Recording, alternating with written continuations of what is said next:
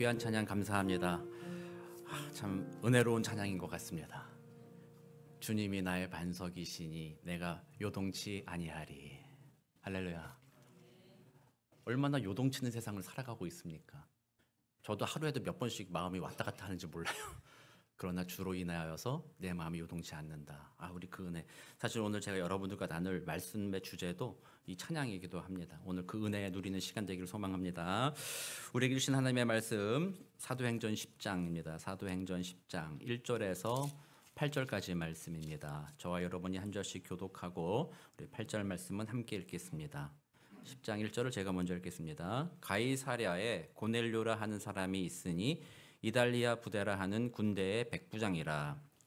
그가 경건하여 온 지방과 더불어 하나님을 경외하며 백성을 많이 구제하고 하나님께 항상 기도하더니 하루는 제9시쯤 되어 환상 중에 밝기 봄에 하나님의 사자가 들어와 이르되 고넬료야 하니 고넬료가 주목하여 보고 두려워 이르되 주여 무슨 일이니까. 전사가 이르되 내 기도와 구제가 하나님 앞에 상달되어 기억하신 바가 되었으니 내가 지금 사람들을 요바에 보내어 베드로라 하는 시몬을 청하라. 그는 무두장이 시몬의 집에 유숙하니 그 집은 해변에 있다 하더라. 마침 말하던 천사가 떠나매 고넬료가 집안 하인 둘과 부하 가운데 경건한 사람 하나를 불러 이 일을 다 이루고 요바로 보내니라. 아멘. 베드로는 지금 요바라는 동네에 있습니다. 가이사랴는 요바라는 이 해안가 도시인데요. 이 해안가 도시에서 북쪽으로 약 50km, 약 30마일 정도 떨어진 해안 도시 중에 하나입니다. 원래는 이 가이사랴라는 도시가 아니라 이름 없는 그냥 작은 어촌 마을이었는데요. 헤롯 대왕, 헤롯의 이제 유대인의 왕으로 로마 카이사르 아우구스투스의 환대를 받아서 유대 왕으로 온 이 헤롯 대왕이 가이사랴 그 어촌 지역에 큰 성들을 짓고 건물들을 많이 지어줬어요. 그리고 그곳에 로마 군인들이 그곳에 있을 수 있도록 만들어준 거예요. 그리고 그 이름을 가이사르 옥타비아누스죠. 원래 이름은 아우구스투스는 초대 황제죠. 로마 첫 번째 황제를 기리면서 그 동네 이름을 카이사르. 그걸 이제 가이사랴라고 이제 성경에서 말하고 있죠. 그렇게 지어진 동네입니다. 그래서 유대 지역이 로마의 속국으로 있을 때 이 팔레스타인 지역 전체의 행정 수도가 바로 이 가이사랴 지역이었죠. 그래서 나중에 우리 사도행전 끝에 보면 바울이 3차 전도 여행 후에 붙잡혔다가 가이사랴로 내려가서 거기에서 총독과 다른 왕들의 신문을 받게 되는 게 나오잖아요. 그만큼 이제 로마에 있어서는 중요한 도시였습니다. 그러니까 여기에 이제 로마 군인들이 와서 주둔해 있는 거죠. 그래서 숫자가 꽤 많았다라고 봅니다. 여러 가지 이제 그 인근 지역을 다스리고 또 로마의 그 총독을 보호하는 일들도 해야 됐기 때문에 많은 군인들이 와 있었는데 그 중에 한 사람 백부장으로서 고넬료라는 사람이 있었다라는 거죠. 이 백부장은 그 로마 군인 중에 100명의 군사를 다스리는 장교다라고 보는데요. 고급 장교는 아닙니다. 그러니까 오늘날로 치면 중대장 정도, 중이나 대위 정도 되는 장교 중에 하나였다라는 거죠. 근데 이 고넬료라는 사람이 로마인으로서, 이방인으로서 어떻게 해서 하나님을 알게 되었는지는 나오지는 않지만 하나님을 알게 되었고 그 하나님을 믿게 되었다라는 것이 이제 오늘 처음에 시작 내용인 거예요.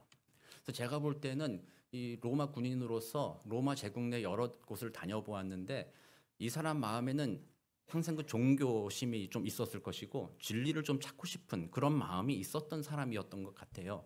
그래서 유대인들을 이렇게 만나고 얘기를 들어보니까 유대인들은 유일신을 믿는다는 거죠. 한 명의 하나님을 믿는다. 그리고 그분을 따라 살아가는 것이야말로 복되다. 뭐 이런 이야기를 하는 것을 듣고 마음이 조금 빼앗겼을지도 몰라요. 인문학과 기독교 신앙 많은 분들이 참여하지는 않으셨지만 유튜브에 있습니다. 거기서 제가 한번 말씀을 드렸는데요. 이 소크라테스하고 에우티프론 사이에 논쟁이 있었어요. 경건하는 것이 무엇이냐. 제가 뭐 자세히 오늘 다 설명할 시간은 없는데 그 첫 번째 질문에 대한 이게 소크라테스의 도전이 뭐였냐면요. 그 신들마다 원하는 방식이 다르다라는 거예요. 그러니까 그리스 로마의 시절에는 신들이 다양했잖아요. 여러 신들이 있었잖아요. 그러니까 이 신이 좋아하는 게 있고 저쪽 신이 좋아하는 게 있다. 그래서 에우티프론이라는 사람은 어느 한 신이 좋아하는 일들을 행하는 것, 그것이 경건하다라고 처음에 생각했던 거죠. 그때 소크라테스가 야, 이 신은 그거 싫어한다. 그럼 얘는 좋아하고 얘는 싫어하는 것이라면 경건한 것이냐 이렇게 따져 물었을 때 에우티프로는 이제 제대로 답변을 못 하게 되는 거예요. 그래서 이제 그게 그 당시의 가치관이 되는 거죠. 아, 이 신도 따라가고 저 신도 따라가야 되고 아, 헷갈린다. 뭘 해야 되나? 무엇이 진리인가? 방황하는 마음에 있을 때 아마 이 고넬료에게 아, 한 분 하나님이 계시다. 그 그리스 로마처럼 여러 신이 있는 것이 아니다. 한 분이 계시고 그분 말씀을 들으면 된다라는 것이 마음에 다가왔는지도 몰라요. 그래서 가는 곳마다 유대인들은 회당을 지었으므로 이 고넬료는 회당에 참여해서 회당에서 하나님의 말씀을 듣기도 하고 또 그 말씀을 들어보니까 아, 이 하나님을 믿는 것이 좀 좋아 보였다. 좋아 보였을 것입니다. 그래서 그 율법, 이스라엘 백성들이 하는 그 율법들을 이렇게 내가 한번 따라해 보겠다라고 생각한 거죠. 그래서 어떻게 보면 지금 우리가 10장 1절, 2절에서 말하고 있는 이 내용은 고넬료가 그리스도인이 됐다는 얘기가 아닙니다. 이거 우리가 착각하면 안 됩니다. 2절은 고넬료가 이방인으로서 유대인으로 개종했다라는 거예요. 그래서 하나님을 믿기로 했다라는 거죠. 우리도 이제 교회 다니다 보면은 가끔 그런 분들 보잖아요. 모태신앙이신 분들은 큰 변화가 없어요. 그냥 이렇게 늘 그 자리에 있죠. 그런데 중간에 어떤 은혜로서 예수 믿은 사람들은 어떻게 돼요? 좀 더 열심히 신앙생활하죠. 전도도 열심히 하고 신앙생활 열심히 하듯이. 아마 이 고넬료도 유대교로 중간에 들어왔으니까 아, 이게 진리인 것 같다. 마음에 그게 새로워진 거죠. 그래서 좀 더 열심히 유대인처럼 살아보려고 애썼던 사람이 바로 고넬료가 아니겠는가를 생각하는 거예요. 그래서 보통 이 유대인들은 이방인들을 되게 깔보잖아요. 개, 돼지보다 못한 존재로 보기도 하는데 이 이방인 중에 개종한 사람들에 대해서도 그렇게 반기지는 않습니다만 우리가 읽지 않았지만 다다음 주쯤 본문 될 것 같은데요. 10장 22절 이렇게 보면 그는 의인이며 하나님을 경외하고 유대 온 족속이 칭찬한다라고 말할 정도로 로마의 백부장으로서 로마 사람으로서 지배자로서 유대교를 받아들였다 해서 유대인들에게 환대를 받는 뭐 그런 사람이었다라는 거죠. 그래서 2절 말씀을 우리는 이렇게 이해해야 됩니다. 제가 주석도 찾아보고요. 많은 걸 찾아봤더니 상당히 잘못 해석하고 있는 것이 아닌가 생각이 좀 들어요. 이런 2절에 보면 그가 경건하여 온 지방과 더불어 하나님을 경외하며 백성을 많이 구제하고 하나님께 항상 기도하더니라고 되어 있습니다. 이 2절의 특징은요. 유대교 신자의 특징입니다. 유대인들은 온 지방과 더불어 하나님을 경외했어요. 그러니까 자기 혼자 예수 믿고 자기 혼자 구원받는다는 것이 아니라 이 유대교는 민족, 가정 이것이 하나님의 백성이다. 하나님의 자녀다라는 것이 강했기 때문에 홀로 유대교를 믿는 것이 아니라 온 집안을 다 유대교로 전향시키고 우리는 약속을 얻은 가족이다. 이렇게 하는 것이 유대인의 특징이었다는 거예요. 두 번째로 백성을 많이 구제한다. 이건 유대인교의 아주 본질적인 겁니다. 이 사람들은 방금 말씀드린 대로 유대교가 가족 중심이다. 그렇기 때문에 우리 가족 중에 누군가가 고통을 당하고 어려움을 당한다면 외면해서는 안 된다라는 거죠. 그러니까 아브라함 이후로 그 유대 민족들이 같은 핏줄이다 생각했기 때문에 그 안에서 어느 지파든 어느 유대인이든 고통을 당한다면 돌보아주는 것이 당연하다 생각하는 거죠. 그건 의무였습니다. 그렇기 때문에 백성을 구제하는 일들은 이들에게 있어서는 유대인들에게서는 아주 당연한 일이었죠. 그러므로 이 유대교 새로 들어온 고넬료도 그 믿음을 본받아서 구제를 많이 했다라는 거예요. 그 다음 뭐라고? 하나님께 항상 기도했다. 이 표현도 바울이 얘기했던 것처럼 우리가 아까 찬양 불렀던 것처럼 쉬지 말고 기도하라. 이거 쉬지 말고 기도하라 그런 의미가 아닙니다. 유대인들은 하루에 3번 기도를 했어요. 그래서 학자들마다 좀 다르기도 한데 오전에 한 번, 오후에 한 번, 저녁에 한 번 이렇게 기도했다고 하거나 아니면은 시간이 정해져 있어서 오전 몇 시, 정오, 오후 몇 시 이렇게 기도한다거나 어쨌든 하루에 3번 기도했다라는 거야. 그러니까 이 고넬료도 그 유대교에 들어왔기 때문에 하나님께 하루에 3번을 항상 기도했다라는 거예요. 그러니까 지금 2절의 그 표현은 오해하듯이 이 고넬료가 하나님 앞에서 하나님을 경외하고 백성을 구제하고 기도를 열심히 잘했더니 하나님이 야, 너 참 대단하다. 내가 너를 보니까 너는 참 구원할 만한 마음이 되어 있다. 준비되어 있다. 그러니까 그 보상으로서 너를 구원해 주겠다라고 해석하는 것은 상당히 잘못된 해석이라는 거죠. 맥락을 이해 못했다는 것이죠. 그래서 2절은 뭐냐? 이 고넬료가 유대교로 개종했다라는 것을 말하는 거예요. 그리고 그가 유대교로 개종한 이유는 뭐예요? 자신의 구원, 진리를 쫓아가고자 하는 그 종교적인 열망, 그리고 본질적으로 나의 존재가 뭐냐, 나는 뭘 위해서 살아야 되냐 하는 자신에 대한 진지한 성찰, 이런 것들 가운데 유대교의 하나님의 이야기를 들어보니까 그것이 자기에게 약간 만족이 되었고 위로가 되었고 도전이 되었으므로 그래서 유대교로 전향한 이방인이었지 이가 지금 그리스도인이다. 이것 때문에 하나님이 그를 구원해 주었다라고 생각하는 것은 대단히 잘못된 생각이다라는 거예요. 왜 그럴까요? 이방인으로서 유대인 율법 잘 지키는 거가 뭐가 대단한 일이라고요. 솔직히 유대인들 중에서 백성을 구제하고 기도하고 경건하게 행하고 온 집안이 하나님 믿던 사람들 대표적인 사람이 누구예요? 바리새인들이잖아요. 이 사람들은 일주일에 2번씩 금식을 했어요. 우리 교회 40일 금식기도 하고 있는데 한 끼 금식하는 거 좀 어떠세요? 참 쉽지 않죠. 우리 옛날에는 뭐 하루 금식하고 뭐 3일 금식하고 이런 것도 자주 했었어요. 어릴 때는. 그때는 밥 굶는 일이 다반사였기 때문에 뭐 하루 굶는 거 쯤이야 뭐 3일 굶는 거 쯤이야 뭐 해서 금식 많이 했는데 오늘날에는 너무 우리가 잘 먹다 보니까 굶은 기억이 없으니까 하루 금식은 고사하고 한 끼 금식도 힘들게 살아가기도 하죠. 근데 이 바리새인들은 일주일에 2번을 금식을 했대요. 일주일마다 2번씩 하루 종일 24시간 금식을 했다는 거죠. 그것뿐만 아닙니다. 구제에도 얼마나 열심히 했는지 몰라요. 자기가 가지고 있는 거 막 다 나눠주기도 하고 막 구제 열심히 했고 기도는 또 얼마나 열심히 한 사람들입니까? 기도로 한번 따져본다 그러면 바리새인들을 이길 자가 없습니다. 지금도 저기 유대교 그 웨스턴월 거기 가면은 통곡예배 거기 가면은 그 정통 랍비들이나 이런 사람들이 머리에 모자 쓰고 그냥 하루 종일 이렇게 흔들고 있어요. 이거 왜 흔드는지 아세요? 이거 리듬 타려고 기도할 때 안 졸으려고 졸지 않고 기도하려고 몸을 흔들면서 그렇게 기도한다는 거예요. 그렇게 본다면 오늘 2절 고넬료가 그렇게 행했다라는 것을 보고 하나님이 그를 구원하기로 작정했다면 그럼 그 바리새인들 모두 구원해 줘야 되는 거 아니에요? 그가 그렇게 착하게 살았고 기도했고 하나님 앞에 경외하며 그렇게 했었는데 그러니까 이 내용은 우리가 오해하면 안 됩니다. 이렇게 행동하는 것들이 우리의 구원을 이루는데 무엇인가 기여했다라고 생각하는 것은 성경 전체를 볼 때 잘못된 해석이라는 거예요. 그래서 제가 인문학과 기독교 신학 또 얘기할 겁니다. 어거스틴 얘기하면서 제가 펠라기우스주의와 반펠라기우스주의를 얘기했어요. 어거스틴은 380년에서 400년경에 살았던 사람입니다. 아주 옛날 사람이죠. 그 당시에 이미 이 얘기를 했어요. 무슨 말이냐면 어거스틴, 아우구스투스라고 하는데 이 사람은 오직 은혜로 구원받는다고 얘기했고 펠라기우스는 아니다. 나의 자유의지에 따라서 내가 열심히 착하게 거룩하게 살아야지만 내가 구원에 이른다. 하나님의 은혜는 그냥 보조적인 수단이다라고 얘기한 게 펠라기우스예요. 그래서 완전히 다르죠. 세상 종교는 다 그렇게 얘기해요. 네가 열심히 살아야 구원에 이른다라고 얘기하는 거예요. 그래서 펠라기우스주의는 그러므로 다분히 인본주의적이었어요. 그래서 초대교회 시절에 어거스틴의 교리 하나님의 은혜로 구원받는다를 채택하고 펠라기우스주의를 이단으로 정죄했어요. 근데 그 다음에 어떤 사람이 나타났냐면 반펠라기우스주의가 나타났어요.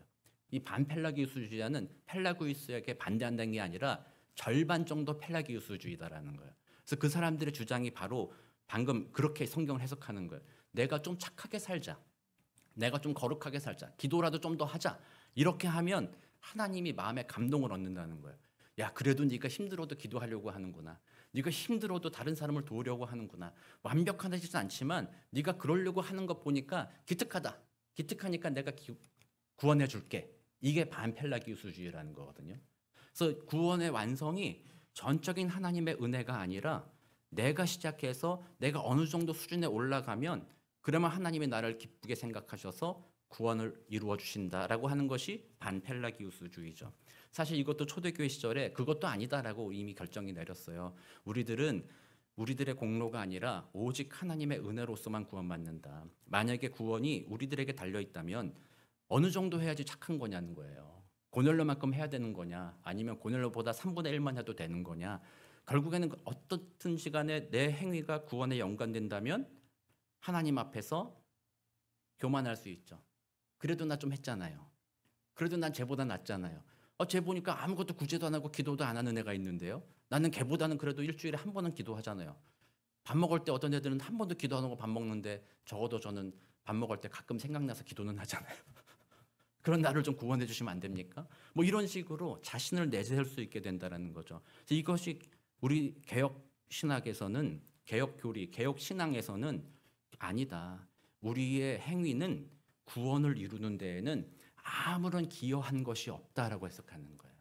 오직 하나님의 은혜가 우리를 불쌍하게 여기셔서 우리가 잘했든 우리가 못했든 잘나든 못났든 상관없이 하나님이 먼저 우리를 택하여 불러주시고 우리를 구원의 은혜, 우리에게 구원의 은혜를 베풀어 주셨다. 그러므로 나의 구원은 전적인 하나님의 은혜입니다 라고 고백하는 것이 복음이고 우리들의 신앙의 고백이라는 거예요. 근데 이거를 자꾸 헷갈려가지고 이 펠라기우스주의나 반펠라기우스주의가 교회 안에 계속 들어와요. 왜 들어오는지 아세요? 인간이기 때문에 그런 거예요. 자꾸 우리는 살아가면서 그래도 나는, 이게 자꾸 생각나는 거죠. 그래도 나는, 그래도 내가 뭘 했는데, 자꾸 자기를 드러내고 싶은 그 욕망이 죄 가운데 계속 우리 안에 들어있기 때문에 계속 그런 생각이 드는 거죠. 구원에 있어서도 내가 자꾸 이렇게 했다라고 생각하려고 하는 그런 경향들이 우리 안에 있다라는 겁니다. 그래서 제가 첫 번째로 이 고넬료의 이 사건을 누가가 기록한 그 첫 번째 이유는요, 네가 아무리 이렇게 유대교의 신봉자가 되었고 구제하고 선을 행했다 하더라도 그것 때문에 너를 구원한 것 아니다. 그것은 구원의 길에 이르는 길이 아니다라는 것을 보여주기 위해 여기에 기록한 거예요. 자칫 잘못해서 그렇게 함으로써 구원의 길에 이른다라고 해석하는 순간 성경의 전체의 복음을 뒤집는 해석이 될 수 있다는 것을 첫 번째 걸 잘 기억해야 됩니다. 그런 방식으로 이해하면 4절을 해석하는데 또 어려움이 있어요. 4절에 보니까 천사가 이르되 뭐라고 얘기했어요? 내 기도와 구제가 하나님 앞에 상달되어 기억하신 바 되었으니 라고 되어 있습니다. 느낌이 어때요 좀? 기도하고 구제했더니 하나님이 그걸 보시고 야 잘한다 그래 내가 너 구원해 줄게 이런 느낌으로 이어지게 되잖아요. 그 성경을 요 한 구절만 떼가지고 그것만 살펴보면 이런 식의 이단 방식의 해석이 언제든지 가능하다라는 거예요. 그래서 이단들은 이런 방식으로 성경을 잘 해석한다라는 거예요. 성경을 전체적으로 보면 이 문구를 다르게 해석할 수 있고 전체 복음의 눈으로 해석할 수 있는데 그 복음에 대한 이해 없이 자꾸 인간적인 생각이 들어가기 시작하면 이때는 이렇게 해석하고 저럴 때는 저렇게 해석하고 해서 일관성을 잃어버리고 복음의 그 은혜, 그 능력을 희석시켜버리는 경우들이 많이 있다는 거예요. 그래서 오늘 이 본문을 어떻게 이해해야 되는가 살펴보면 그의 구제와 그의 기도가 하나님께 상달되었다라고 이렇게 표현하는 이 표현은 그가 아까 처음에 제가 말씀드린 대로 종교심이 있었다라는 거예요. 내가 어떻게 하면 구원을 받을까? 자신의 구원에 관한 진실한 고민이 담겨 있는 사람이었다라는 거죠. 그래서 이 사람이 기도하고 구제하는 이유는 뭐예요? 그냥 뭘 따라서가 아니라 이 사람은 자신의 구원을 이루기 위하여 그 일을 했다라는 거예요. 하나님이 그걸 보시면서 불쌍하게 여긴 겁니다. 너 그렇게 한다고 해서 너의 죄가 다 씻기는 것이 아니다. 그것으로 구원에 이르는 것이 아니다. 그래서 하나님이 이 고넬료를 불쌍하게 여기사 그를 기억하신 바 되었다라는 이 표현은 구약적 표현이거든요. 그를 내가 생각한다. 내가 그를 구원하기로 작정해 놓았다. 그것은 내가 다시 생각한다라는 의미예요.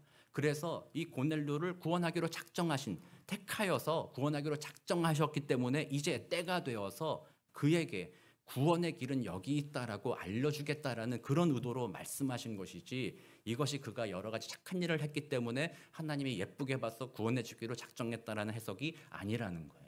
그래서 결국 이 고넬료의 마음에는 하나님이 아니라 자신의 구원에 대한 열망이 있었지만 그 열망을 어떤 길로 가야 될지를 잘못된 길로 걸어가고 있었다라는 거예요. 그래서 이 앞부분의 이 해석을 그렇게 이해해야 됩니다. 잘못된 길로 가고 있는 그를 하나님이 보시고 불쌍하게 여기사 내가 너를 택했으니 구원의 길을 너에게 알려주겠다라고 이렇게 이야기하는 거죠. 이 고넬료 해석을 이렇게 보아야 됩니다. 사도행전 처음 시작할 때 베드로가 공회에 붙잡혀 갔잖아요. 그때 베드로가 항변하면서 강력하게 얘기했던 게 있어요. 기억나실 겁니다. 4장 12절입니다. 사도행전 4장 12절 같이 한번 읽어보겠습니다. 시작. 다른 이로서는 구원을 받을 수 없나니 천하 사람 중에 구원을 받을 만한 다른 이름을 우리에게 주신 일이 없음이라 하였더라. 아멘. 그렇죠. 구원받는 방법은 다른 게 없다라는 거예요. 오직 예수 그리스도를 믿는 그 믿음, 그 이름을 믿는 믿음으로만 우리는 구원 얻는다라는 것을 기억해야 된다는 거예요. 이게 복음이라는 거예요. 근데 사탄은 교묘하게 그 복음을 자꾸 훼손하려고 하는 거예요. 하나님이 하신 일, 예수님이 하신 일, 그것도 좋지. 그것도 중요하지. 그렇지만 그걸로는 부족하지 않니? 너가 더 열심히 살아야지만 구원이 이루어지는 것 아니겠니? 이런 방식으로 잠시 우리를 자꾸 공격하고 마음을 그렇게 품게 만든다라는 거예요. 우리가 그거에 신앙생활 처음 할 때는 여러분들이 예수 믿고 나 예수님 인격적으로 만났어라고 고백할 때가 어느 때입니까? 나 같은 죄인을 살리신 주님, 그 은혜에 감사할 때가 바로 인격적으로 만났을 때 아닙니까? 내가 뭔가를 이루고 뭐 잘했으니, 내가 열심히 주님을 섬겼더니 하나님께서 나를 구원의 상을 주셨어, 감사해. 제가 이런 경우는 별로 보지 못했어요. 대부분 주를 인격적으로 만날 때는 자신의 끝에서 만납니다. 내가 모든 것 할 수 없은 그 순간, 모든 것이 끝났다고 생각하는 순간, 자신의 죄를 완전히 깨달아져서 내가 구원받을 만한 자격이 없습니다라고 하는 그 순간에 우리는 예수로 말미암은 구원의 은혜가 우리를 찾아오는 것을 우리는 경험하게 되는 거죠. 그러나 우리는 자꾸 이거를, 그 은혜를 한번 맛보고 나서 그때 얼마나 자유로웠습니까? 그때 과거의 죄로부터 자유를 얻을 수 있습니다. 내가 과거에 잘못했던 모든 일로 인하여 나는 자격이 없어, 나는 죄책감에 시달리면서 내가 어떻게 구원받겠어, 그 모든 것 좀 고쳐야지 구원받든지 말든지 하지, 이런 죄책감에 사로잡힌 우리들에게조차도 그 복음은 괜찮다, 내가 그 모든 죄를 위하여 십자가를 졌노라, 너의 그 죄를 다 씻었으니 더 이상 죄책감에 시달리지 말아라, 대신 나를 믿었으니 너의 죄가 씻겼으니 다시는 그 죄로 돌아가지 말고 이제부터 옛날에 그 죄를 반복하지 말고 나의 성령의 이끌림 바대로 거룩한 삶을 살아라 하는 것이 바로 복음이라는 거예요.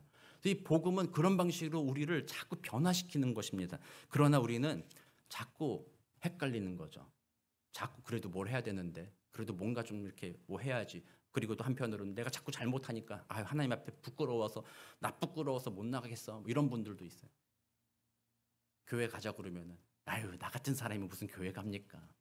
대단히 겸손한 표현 같아 보이는데요, 하나님을 오해하는 거예요. 그리고 어쩌면 교회가 그런 오해를 심어줘요. 너 같은 사람이 무슨 교회 오냐, 이런 식으로. 제가 처음에 얘기했던, 요즘에 말씀 안 드린 거 얘기인데 또다시 기억해 봐야 돼요. 오늘 정말 기억해 봐야 돼요. 일주일 중에 차별이 가장 많이 일어나는 때가 언제예요? 일주일 중에 차별이 가장 많이 일어나는 때가 주일 오전 11시래. 주일 오전 11시가 뭐 하는 시간이에요? 예배 드리는 시간. 그 예배 드리는 자리에서 차별이 가장 많이 일어난다는 거예요. 우리 교회는 좀 어때요? 좀 그래요, 안 그래요? 저기 우리 뭐 옷을 좀 이렇게 허름하게 입고 좀 그런 사람이, 머리도 제대로 안 빗고 그런 사람이 11시에 들어왔어요. 어떻게 할 거예요, 여러분들? 조용히 불나가. 그래도 교회 오려면 좀 옷 좀 잘 입고요. 머리 좀 만지고요. 그러고 오세요. 다음 주에 좀 그러고 오세요. 이럴 거예요, 어떻게 할 거예요? 복음은 그런 게 아니라는 거죠. 복음은 그대로 받아준다라는 겁니다. 심지어 복음은요, 예수님을 이 십자가에 못을 박던 그 예수님의 그 로마 군인들 있잖아요. 그들조차도 예수님은 저들이 하는 바를 알지 못하니 용서해달라고 말하는 게, 그게 진짜 하나님의 사랑이고 복음의 능력이라는 거예요. 그래서 교회는 차별 짓는 곳이 아니라, 교회는 복음의 은혜 앞에서 누구든지 용납할 수 있는 그런 믿음으로 살아간다라는 거예요.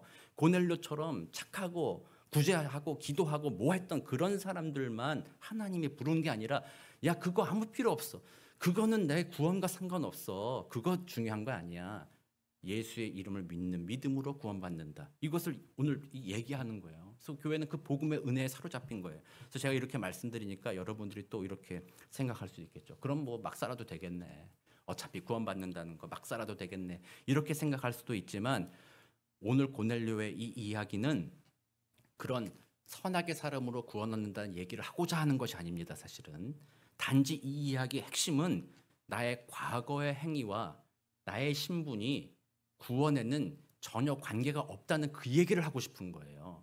이방인이라도 예수 믿음으로 구원받는다는 걸 얘기하고 싶었던 거고요.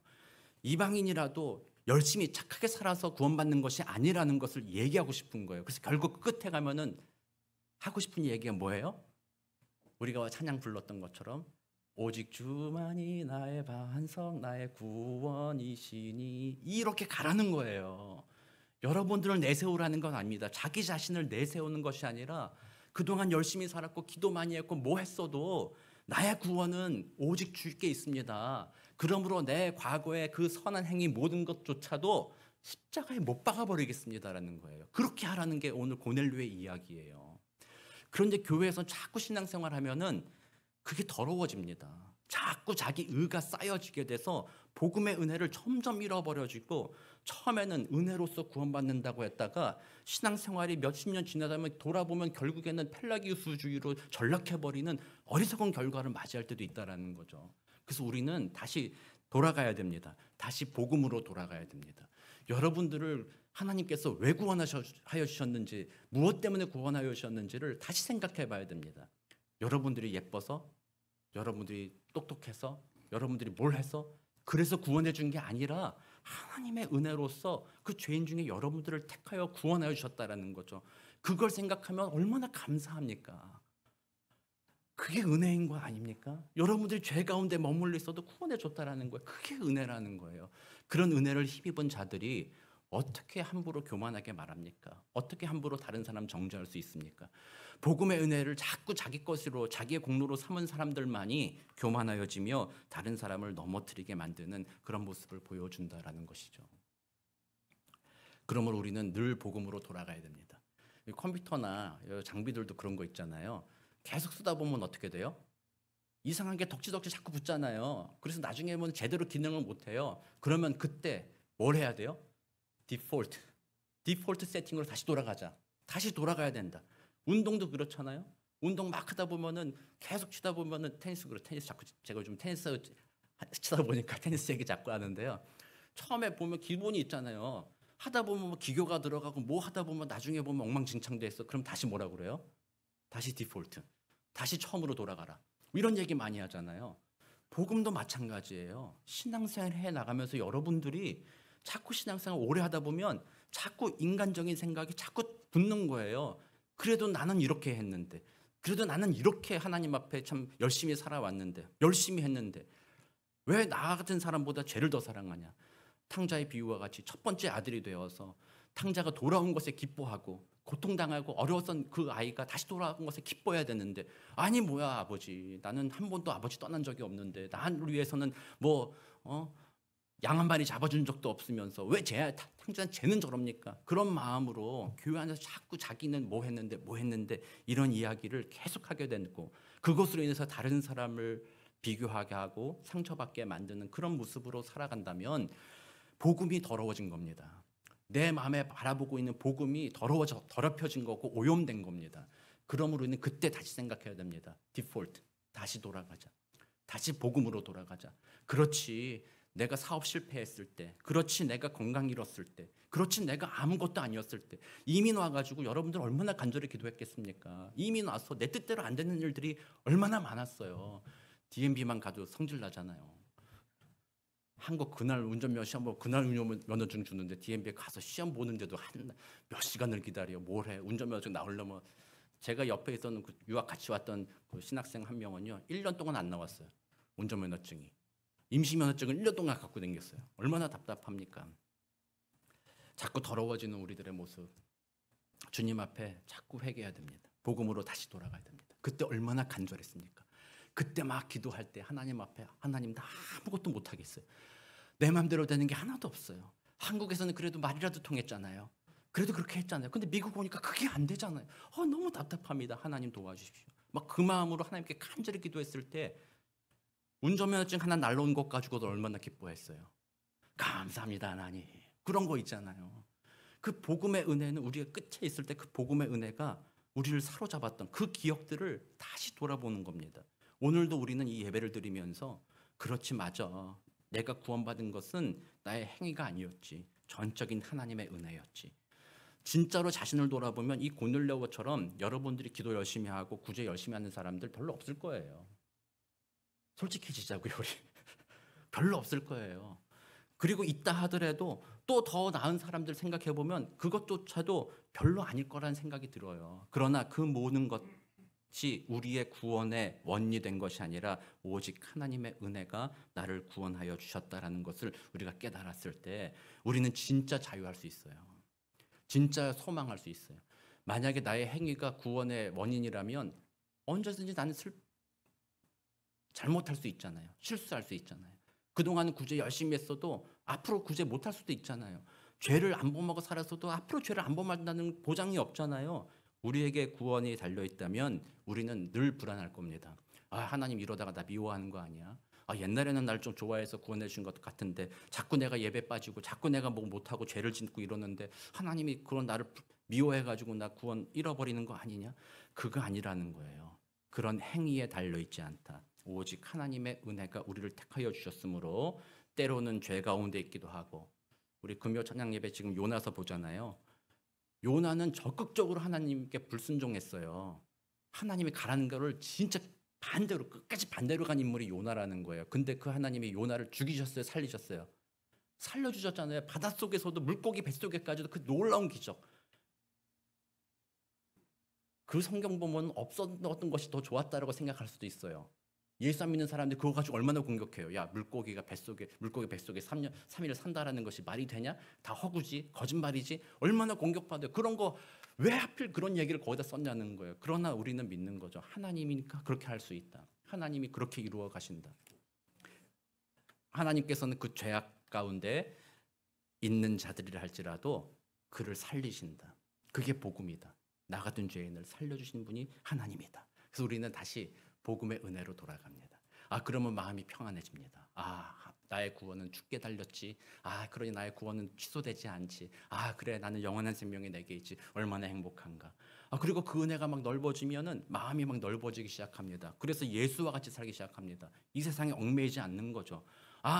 이 세상에 내가 뭐 이거 붙들고 살아봤자 이런 것들이 나의 영원한 생명에 무슨 유익이 있겠느냐. 이런 것들을 주님의 뜻대로 한번 살아보자. 이런 방식으로 우리들의 삶을 바꾸어 주는 것이죠. 그래서 우리는 다시 오늘 여러분들이 복음의 은혜로 다시 돌아가야 합니다. 9월, 10월 추천도서 나의 끝 예수의 시작, 이 추천도서입니다. 신청서에 보니까 한 분만 신청했어요.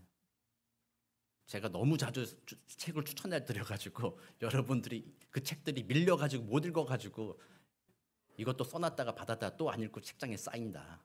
사지 말자. 이런 마음이 있으신지는 모르겠습니다만 이 책은 제가 좀 추천해 드립니다. 한번 읽어보세요. 우리 카일 아이들먼이라는 목사님이 쓰신 책이 있고 영어로 된 책도 있으니까 영어가 편하신 분들은 아마존에서 쉽게 구할 수 있으니까 구하시고요. 한글로 된 책도 한번 다시 읽어보세요. 이 책에서는 말합니다. 나의 끝이 예수의 시작이다. 거기서 중요한 게 있어요. 방금 제가 말씀드린 대로 나의 절망, 나의 모든 벽이 막혔을 그때에 예수 만나는 것은 당연하다라는 거예요. 그분이 페이스북에다가 이런 글을 썼대요.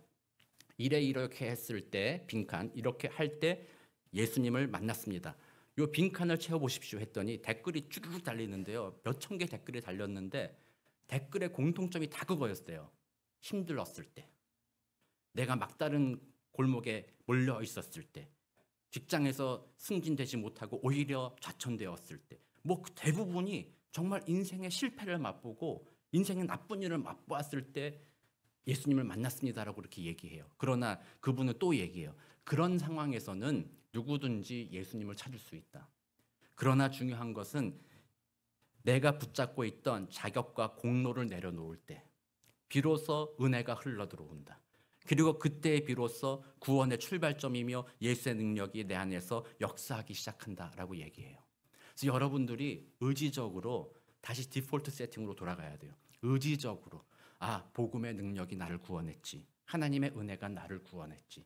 나 같은 죄인 구원하신 하나님의 은혜가 저런 죄인은 못 구원하겠나. 저런 사람도 구원하시지.